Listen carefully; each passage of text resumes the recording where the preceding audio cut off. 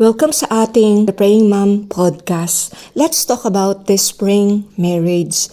Nakaraan pinag-usapan natin ang patungkol sa winter marriage. Ngayon naman, pagtuunan natin ng pansin ang patungkol sa tinatawag nating the spring marriage o yung tagsibol.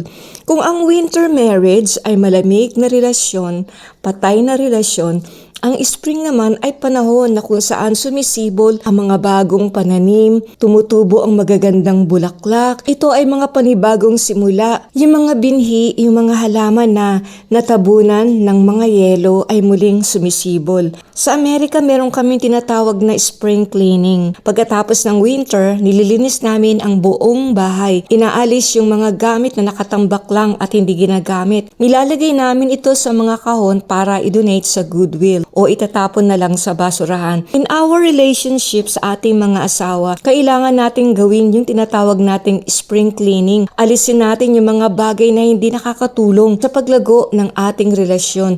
Yung mga damo, yung mga irritation na nagiging sanhi upang magkaroon tayo ng misunderstanding sa ating mga asawa. I remember noong unang nakapunta ako sa Amerika, nasaksihan ko ang kagandahan ng spring season. Ang gaganda ng mga sumisibol na bulaklak, mga makukulay na paru-paro at mga insekto. Pero kahit maganda ang spring, ito rin ang panahon ng mga sakit o allergies, hay fever dahil sa mga pollen na galing sa mga bulaklak, pagbabago ng panahon, magkakaroon ng biglaang pag-ulan, pagbabago ng oras, yung tinatawag na daylight saving time. Ang spring season ng pag-aasawa ay maganda, masaya. Ito yung mga panahon na muling sisibol yung mga namatay na pangarap, mga namatay na pag-asa, muling bubuhayin yung mga nabaong pangarap, yung mga pangarap, pagmamahal na natabunan ng mga yelo ng kalamigan. But let's face the reality, ang spring season ay hindi nagtatagal, especially kapag nagkaroon kayo ng unang pag-aaway, unang misunderstanding. Sa ating panahon ngayon, nakakalungkot, marami mga kabataan, marami mga tao na pumapasok sa pag-aasawa na walang paghahanda, na may mga maling pag-aakala. Akala nila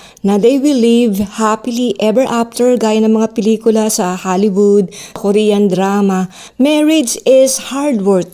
Ibig sabihin nito na sa pag-aasawa kailangan maging consistent ka, hindi yung pabago-bago. Kailangan committed ka. Ang pag-aasawa, pinagtatrabahuhan ito. Hindi lang ikaw kundi magkasama kayong mag-asawa. Kasama din dito yung tinatawag nating compromise. Yung iisipin mo kung ano ang dapat gawin para gumanda, para maging maayos ang inyong pagsasama. Hindi pwedeng akin to, ito ang gusto ko, ako dapat ang masusunod. Sa pag-aasawa, kailangan meron give and take. Kayong dalawa ng mister mo, kayong dalawa ng misis mo, kailangan matutong magbigayan. Kahit na ayaw ng isa, kahit na sa paningin mo hindi maganda, kailangan pinag-uusapan hanggang kayo ay magkaroon ng tinatawag na agreement. Kung hindi nyo ito gagawin, mamamatay ang inyong pagsasama at mauuwi ito sa tinatawag na winter season. Mahirap matrabaho ang pag-aasawa dahil magkaiba kayo ng pananaw, magkaiba kayo ng ugali, ng paniniwala at pinanggalingan. Dalawang tao kayo na nagsama sa isang tahanan, dalawang tao na naging isa. Hindi ito nakabase sa emosyon mo, kundi sa commitment ninyong mag-asawa.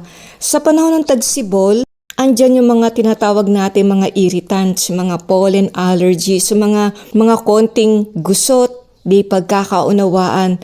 But it is your choice kung paano mo i-handle yung isyong ito ninyong mag-asawa. Kung hahanapin mo yung mga positibong bagay sa mga negatibong bagay, magbabago ang pananaw mo. Anong ibig kong sabihin? Example, nawala ng trabaho ang asawa mo. Imbis na maging negatibo ka, you need to find solution or find ways para ma-encourage mo, para matulungan mo ang asawa mo. Tulad ng sinabi ko, spring season in marriage symbolizes new beginnings. Yung mga halaman ay namumulaklak. Ito yung panahon na kung saan muli kayong susubok na gumawa ng plano, na muli kayong susubok na mangarap. Bibigyan niyo ng pagkakataon ng bawat isa na muling sumubok, na muling tumaya sa inyong relasyon. Ito yung panahon na gugugol ulit kayo ng oras panahon, mag-uusap kayo at bubuo ng mga pangarap. Nagbabago ang panahon ng ating pag-aasawa. Nagkakaroon ng mga misunderstandings, namamatay ang bagong sibol na bulaklak, nalalanta, naluluoy, nawawala yung excitement, yung pagmamahal, nawawala yung kilig, lalo na kapag hindi agad naaayos ang problema. So sa panahon ng spring season ng inyong pagsasama, anong dapat mong gawin para hindi masira ang inyong pagsasama? Unang-una, pag-usapan agad at ayusin ang problema.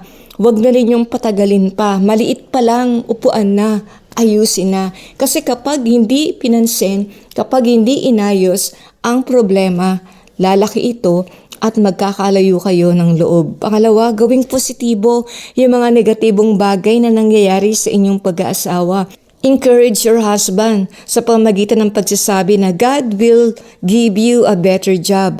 Imbis na i-discourage mo ang iyong asawa, imbis na sabihin mo tamad ka kasi, lagi ka kasing late, kaya nawalan ka ng trabaho. Kailangan maghanap ka ng mga positibong bagay para maging ambag mo sa relasyon ninyong mag-asawa. Pangatlo, do a spring cleaning. May mga masasamang attitude ba sa inyong dalawa na nagiging dahilan ng inyong pag-aaway, ng inyong di pagkakaunawaan? Be honest with each other. Itapon na ninyo ang mga basura na ito sa gitna ng inyong pagsasama. Remember, you are a team. You are working together to build a stronger marriage. Hindi kayo nag-aaway, hindi kayo magkaaway.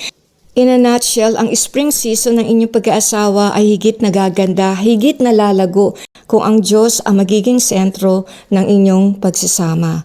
The Praying Mom, there's power when you pray.